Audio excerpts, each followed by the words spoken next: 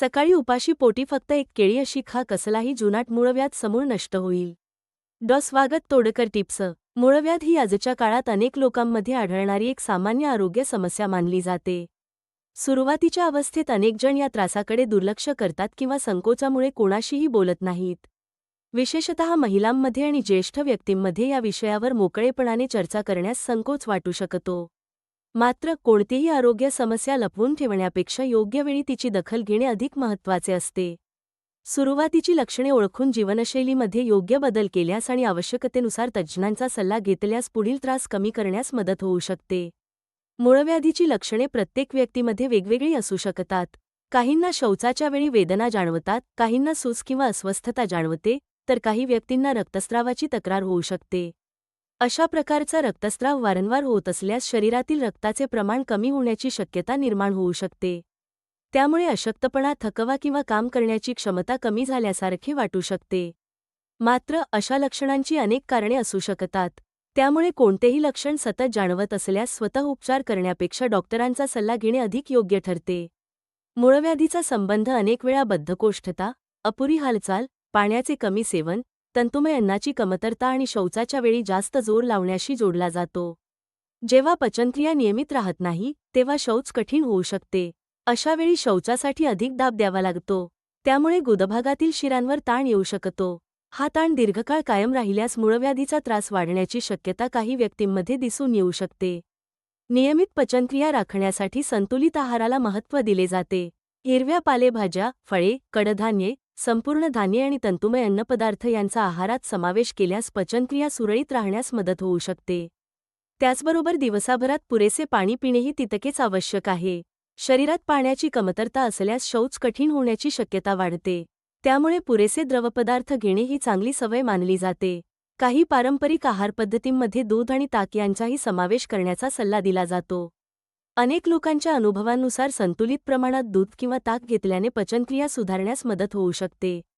मात्र प्रत्येक व्यक्तीची प्रकृती वेगळी असते. काहींना दूध मानवत नाही, तर काहींना ताक अधिक योग्य वाटते. त्यामुळे आपल्या प्रकृतीनुसार आणि तज्ज्ञांच्या सल्ल्यानुसार आहाराची निवड करणे योग्य ठरते. दिवसभर बसून काम करणाऱ्या व्यक्तींनी नियमित चालणे, हलका व्यायाम करणे आणि बराच वेळ एकाच जागी न बसणे याकडे लक्ष द्यावे. शारीरिक हालचाल वाढल्यास पचनक्रिया नियमित राहण्यास मदत होऊ शकते. तसेच वजन नियंत्रणात ठेवणेही काही व्यक्तींसाठी उपयुक्त ठरू शकते. निरोगी जीवनशैलीमुळे अनेक पचनविषयक समस्या कमी होण्यास मदत मिळू शकते. शौचाची इच्छा झाली असताना ती वारंवार दाबून ठेवणे टाळावे. तसेच शौचालयात अनावश्यक जास्त वेळ बसणे किंवा सतत जोर लावणे टाळणेही महत्त्वाचे मानले जाते. या छोट्या सवयींमध्ये बदल केल्याने काही व्यक्तींना आराम मिळू शकतो. प्रत्येक व्यक्तीची परिस्थिती वेगळी असल्यामुळे सर्वांना समान परिणाम मिळतीलच असे नाही. अनेक भागांमध्ये मूळव्याधीसाठी विविध घरगुती उपाय प्रचलित आहेत. काही लोक विशिष्ट आहारपद्धतींचा अवलंब करतात, तर काही पारंपरिक पद्धती वापरतात. मात्र कोणत्याही घरगुती उपायामुळे मूळव्याध निश्चितपणे बरी होते किंवा सर्व प्रकारच्या रुग्णांना समान लाभ मिळतो, असे वैज्ञानिकदृष्ट्या निश्चितपणे सांगता येत नाही. त्यामुळे कोणताही उपाय करण्यापूर्वी त्याची सुरक्षितता आणि आपल्या प्रकृतीशी त्याचा संबंध समजून घेणे आवश्यक आहे. काही पारंपरिक उपचार पद्धतींमध्ये विविध नैसर्गिक पदार्थांचा उल्लेख केला जातो.